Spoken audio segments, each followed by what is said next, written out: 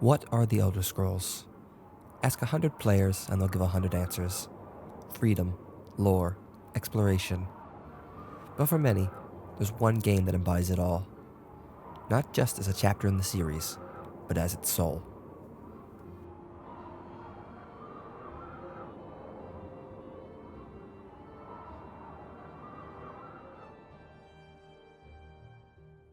Morrowind introduced a world unlike any other in the series, characterized by its distinct culture and enigmatic landscapes. Rather than providing direct guidance, it encouraged discovery through subtle hints and layered storytelling.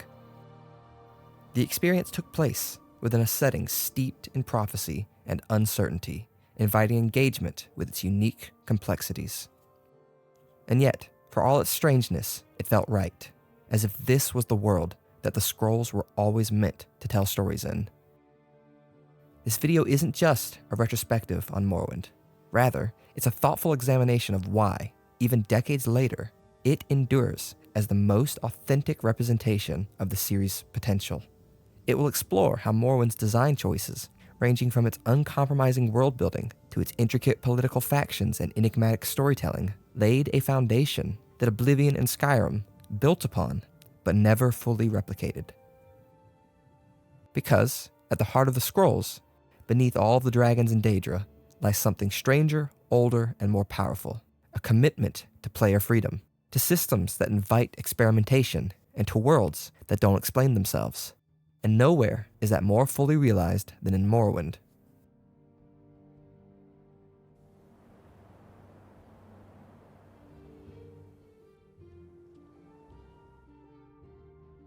Before Morrowind, the worlds of the Elder Scrolls were vast, but largely empty. Arena and Daggerfall, the first two entries in the series, used procedural generation to create their massive game spaces. Entire cities, dungeons, and wilderness regions were algorithmically assembled. On paper, Daggerfall's map was staggering. Over 160,000 square kilometers, with thousands of locations to visit. But in practice, those spaces often felt disconnected, repetitive, and artificial. Towns blended together, dungeons sprawled endlessly in labyrinthine patterns, designed more by mathematics than with any meaning in mind. Morrowind marked a radical departure. Vardenfell wasn't generated, it was crafted. Every hill, every path, and every structure was placed by hand. Regions were sculpted with intention. The ashlands were bleak and hostile. The bitter coast, swampy and shrouded in fog. The grazelands, wide and windswept. Cities were built to reflect the ideologies of their people, from the bureaucratic sprawl of Balmora to the holy symmetry of Vivec City. And it wasn't just about terrain. The placement of enemies, NPCs, even flora and fauna, these were carefully curated to make the world feel lived in, natural, and most of all cohesive. This handcrafted approach gave the island of Vardenfell a sense of authorship. It felt like a place that existed before the player arrived, and would go on existing long after they left. It had history, culture, contradictions. The geography wasn't just for navigation, it was storytelling.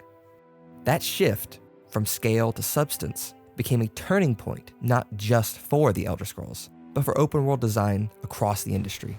Later titles, like Oblivion and Skyrim, would follow this blueprint, building distinct provinces with carefully crafted environments that told stories through architecture, ecology, and terrain. But it all began here, with a volcanic island surrounded by mist, where every stone felt placed with purpose.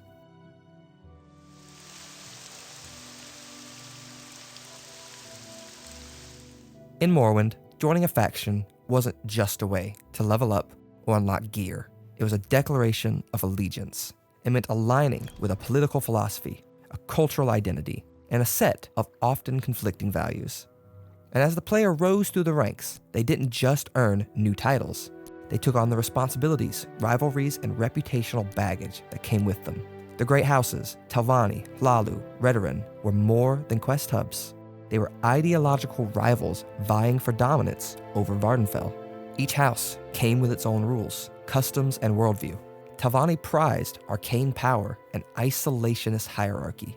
Hlaalu was shrewd, pragmatic, and deeply enmeshed in imperial politics. Redoran valued honor and martial tradition above all. While a dedicated player can technically navigate the web of quests to join nearly all factions, doing so requires exploiting loopholes, delicate sequencing, and often betrays the roleplay integrity that the game encourages. For most players, the practical experience is one of exclusivity. Choosing one faction often means being locked out of others. That decision impacts how NPCs treat the player character, how quests unfold, and which opportunities are available. This structure reinforced the idea that allegiances matter. It wasn't just about gaining perks. It was about making strategic and narrative trade-offs that shaped the rest of a playthrough. This dynamic wasn't confined to isolated storylines. Across the board, faction relationships were interconnected, with ideological friction and political tension shaping the way all of the factions operated. Even the guilds, the mages, fighters, and thieves, were laced with political undercurrents. The Mages Guild, for example, was in direct conflict with House Talvani, and their disdain for each other was reflected in both narrative and gameplay. Then there were the religions, the Morag Tong, an ancient guild of Mephala-worshipping, state-sanctioned assassins, the Tribunal Temple, steeped in religious and cultural authority, the Imperial Cult, a foreign faith trying to take root in an alien land. Each offered a radically different lens through which to view the world, along with radically different gameplay. Morrowind understood that factions weren't just optional content. They were the lens through which players become part of the world. They gave actions context, choices weight, and allegiances meaning. Later Elder Scrolls titles, like Oblivion and Skyrim, carried this structure forward, though often in a more streamlined form. Rival factions still existed. The Fighters Guild of Oblivion faced the Blackwood Company. The Companions of Skyrim clashed with the Silver Hand. But a crucial element was missing: the ability to join these opposing groups. In Morrowind, choosing a faction wasn't just about rewards or reputation. It was about taking a side. Fence-sitting was not an option in Morrowind. The game forced the player to decide which philosophy, which culture best aligned with the character that they are becoming. It was this design choice that made Morrowind's factions feel so deeply integrated. Joining one wasn't just mechanical progression, it was commitment to a worldview.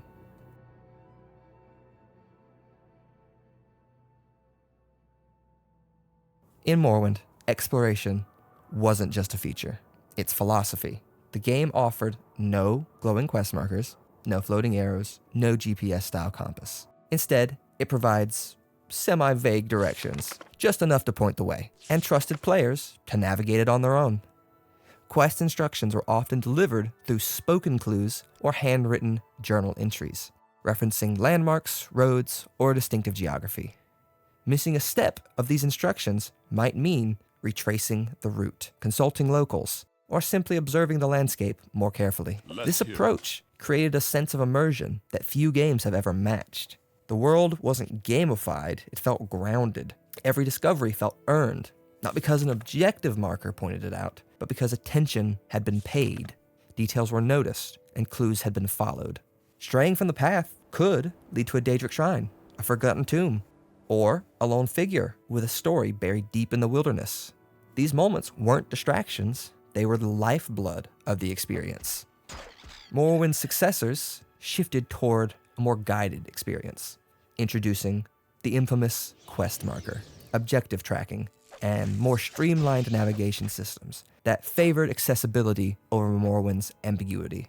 While these features made exploration more immediate and user-friendly, they also diminished the need for careful observation and interpretation. The freedom to get lost remained, but increasingly it was designed to be optional rather than an essential part of the experience. By contrast, Morrowind placed trust in the player's curiosity and capacity for independent thought. Progress required attention, patience, and a willingness to engage deeply with the world's geography and culture. The reward wasn't just reaching a destination, it was understanding how one got there. That design philosophy hasn't disappeared entirely. Skyrim still contains hidden locations, forgotten ruins, and moments of discovery. But even these are often softened by convenience. Caves marked automatically on the map after just a passing glance. Radiant quests that repurpose locations into a checklist objective. Exploration remains, but it's framed structured and systematized. In Morrowind, wonder wasn't engineered. It was emergent, unguarded, unmarked, and easy to miss. That purity of design, this rare confidence in the player's initiative, has yet to be fully recaptured in the series.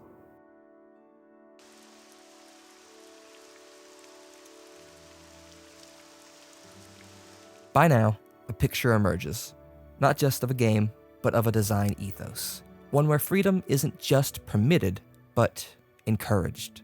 And nowhere is that more visible than in the hands of the players themselves. With Morrowind, Bethesda didn't just give players a game, they gave them the keys to the engine. The Morrowind construction set was a full-fledged development toolkit, included with the game itself. Modding wasn't just allowed, it was expected. Players were encouraged to expand the world, alter its mechanics, and tell their own stories within it. The results were extraordinary. Early mods enhanced visuals and gameplay with additions like better bodies, expanded item libraries, or custom quests. But ambition quickly outgrew simple tweaks like this. Enter Tamriel Rebuilt, an effort to recreate the entire province of Morrowind beyond the island of Vardenfell, crafted with lore accuracy and painstaking detail.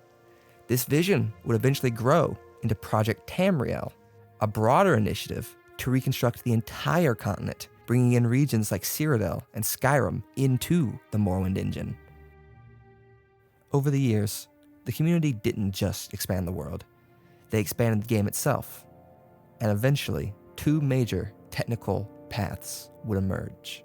On the red team, there's OpenMW, a modern open-source re-implementation of the Morrowind engine. It improves stability, offers cross-platform support, and ensures long-term compatibility with future hardware. OpenMW prioritizes faithfulness to the original experience while offering expanded limits and better performance. And on the blue team, modders working within the original engine have pushed the boundaries using MWSE, the Morrowind script extender. MWSE allows for deeply complex real-time systems like survival mechanics, spellcrafting, new UIs, and a whole bunch of other stuff. A lot of the stuff wasn't possible with vanilla scripting alone. Now, while OpenMW and MWSE can't run together, each path has enabled its own branch of innovation and design. Also, OpenMW is better. What started as a toolkit bundled with a game has become one of the most enduring and passionate fan development scenes in gaming history. This legacy carried forward. Oblivion and Skyrim launched powerful modding tools of their own, leading to enormous communities and groundbreaking projects. Need I mention that Skyrim's modding community is the largest on Nexus mods? But it was Morrowind that lit the torch.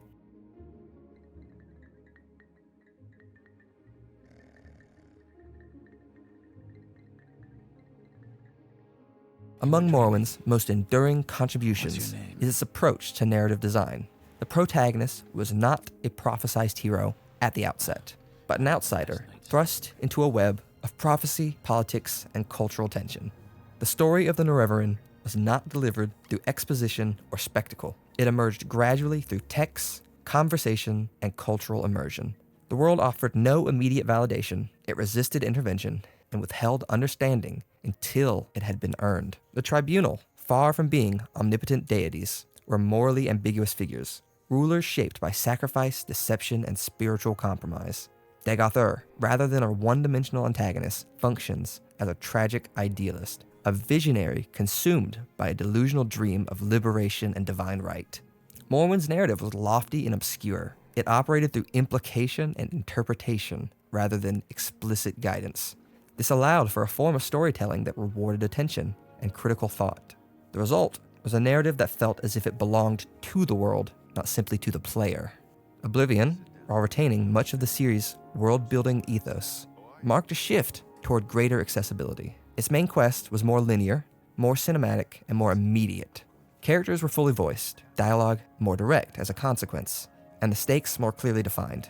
Although the mythic themes persisted, the sense of mystery began to recede.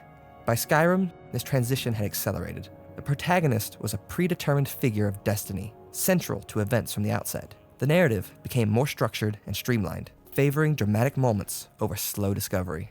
Much of the depth remained, embedded in books, ruins, and side quests, but the core structure no longer relied on ambiguity.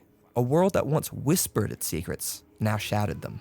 And yet, the influence of Morrowind is still evident. Its belief in world-driven storytelling, where myth and landscape intertwine, continues to shape the series, even in its more cinematic successors. The foundational idea endures, that the most compelling narratives arise not from exposition, but from exploration.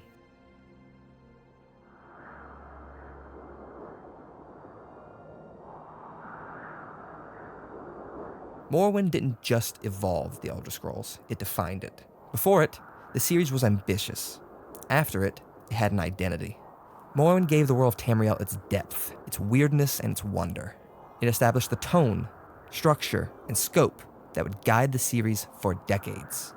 Guilds became ideological battlegrounds. Deities were no longer mythic abstractions. They were flawed, political, and intimately tied to history. Quests unfolded through dialogue and discovery, not icons on a map. Every entry since has drawn from Morrowind's blueprint. Oblivion may have streamlined the systems and Skyrim broadened the appeal, but the series' core, its emphasis on player freedom, a deep lore, and a sense of lived-in history was crystallized here. Morrowind proved that the Elder Scrolls could be more than swords and sorcery. It could be a mythos, layered, imperfect, alive. Without Morrowind, there is no modern Elder Scrolls. It gave the series its spine, its voice, and its soul.